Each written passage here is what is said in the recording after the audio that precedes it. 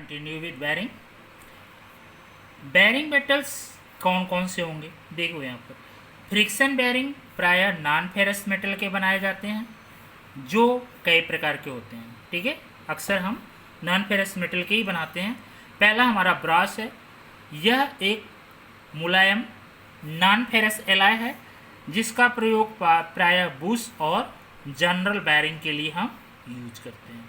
दूसरा हमारा gun metal, बड़ा फेमस जो है कि हमारा मेटल है, यह ब्रास की अपेक्षा हार्ड होता है जिसको कॉपर, जिंक और टिन, ठीक है, कॉपर और जिंक और टिन का जो है कि कॉम्बिनेशन होता है गन मेटल में।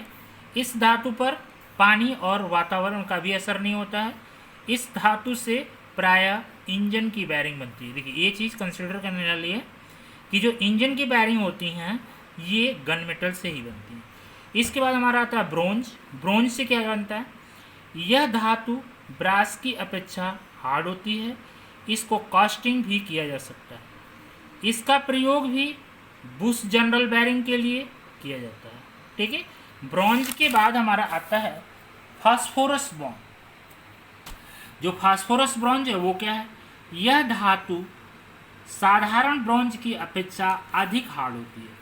इसको कास्टिंग किया जा सकता है और इस पर पानी का असर नहीं पड़ता है।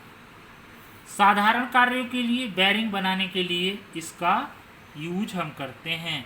फास्फोरस ब्रोंज है, ब्रोंज में फास्फोरस इन्वॉल्व है। मैग्नीज ब्रोंज, ठीक है, ब्रोंज में मैग्नीज मिला दिया।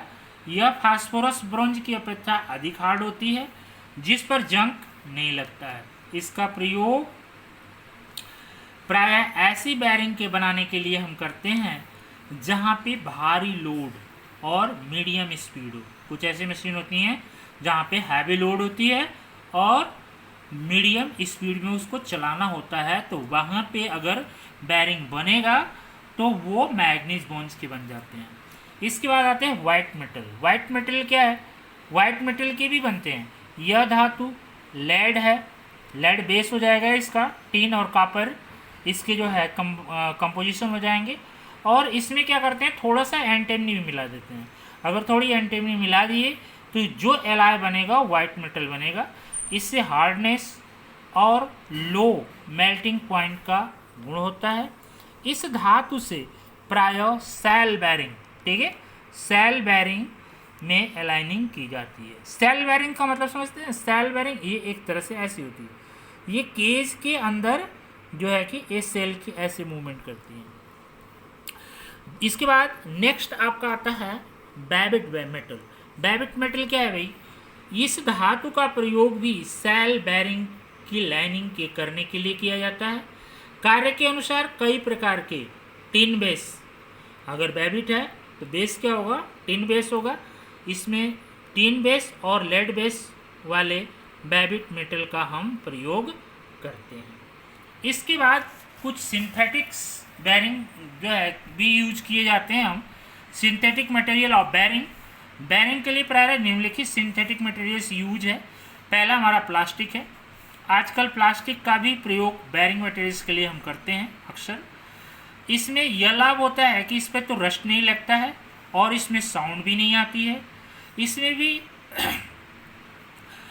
किसी भी आकार में आसानी से इसको हम मोल्ड करते हैं और लुब्रिकेशन की भी आवश्यकता नहीं होती है। बैरिंग के लिए कई प्रकार के मटेरियल्स प्रयोग में लाए जाते हैं जो प्लास्टिक से रिलेटेड, सिंथेटिक से, जिसको फेनोलिक्स है और नाइलॉन, ठीक है। ये दो मेटल ऐसे हैं जिनका हम यूज करके बैरिंग बनाते हैं।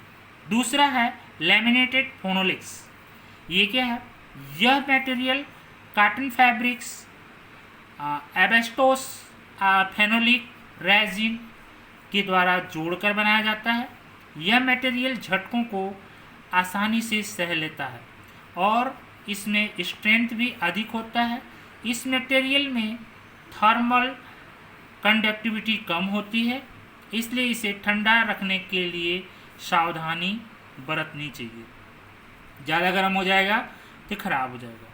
इसकी लोड क्षमता 42 kg पर स्क्वायर सेंटीमीटर होता है और अधिकतम सरफेस स्पीड इसकी 762 मीटर प्रति मिनट होती है। इससे ज़्यादा ये नहीं चल पाएगा, इससे ज़्यादा अगर लोड देंगे तो भी ख़राब हो जाएगा। नेक्स्ट आपका आएगा नॉयलॉन। नॉयलॉन से भी हम बैरिंग बनाते हैं। इस मटेरियल का प्रयोग बैरिंग के छोटे छोटे साइज होते हैं और हल्के जोड़ के लिए जो है कि हम इसका यूज करते हैं। इसमें रबड़ की गर्मी कम पैदा होती है और लुब्रिकेशन की आवश्यकता भी नहीं होती है। इसकी जो लोड क्षमता होती है वो 70 kg प्रति स्क्वायर सेंटीमीटर होता है और अधिकतम सरफेस की स्पीड 350 मीटर प्रति मिनट होता है। ये आपके जो है कि सिंथेटिक मटेरियल है। इसके बाद रिफिलिंग क्या होता है? रिफिलिंग प्रोसेस, अगर वायरिंग खराब हो गई है तो किस तरह से हम इसको रिफिलिंग करते हैं। सेल बेरिंग को रिफिलिंग करने के लिए निम्नलिखित कार्य क्रियाएं की जाती हैं।